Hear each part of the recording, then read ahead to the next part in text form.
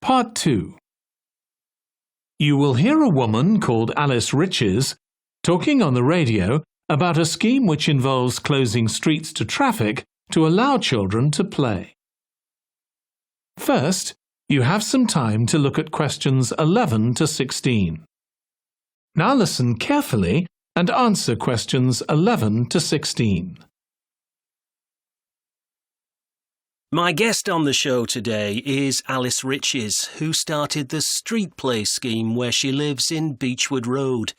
For those of you that don't already know, street play involves local residents closing off their street for a few hours so that children have a chance to play in the streets safely.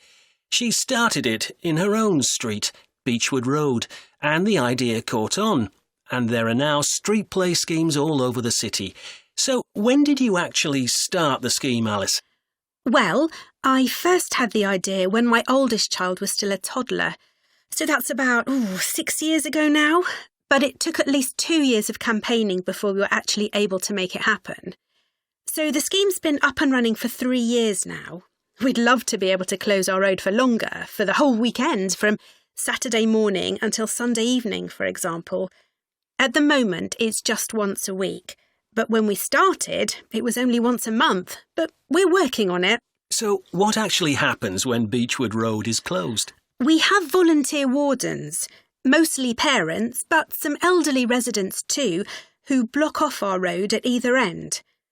The council have provided special signs, but there's always a volunteer there to explain what's happening to any motorists. Generally, they're fine about it.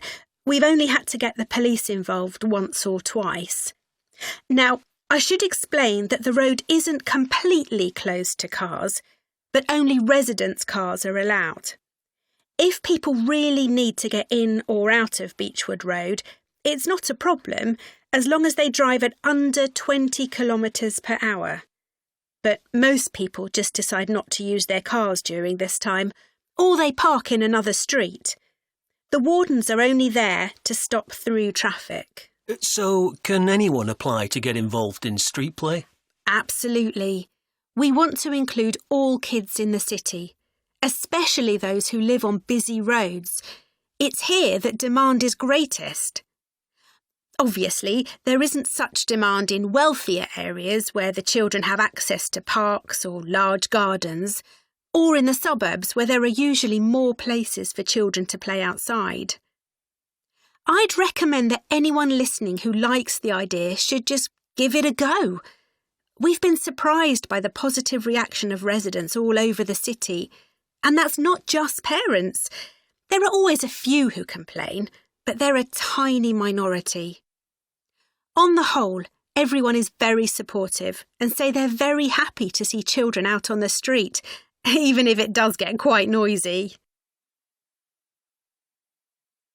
Before you hear the rest of the conversation, you have some time to look at questions 17 to 20.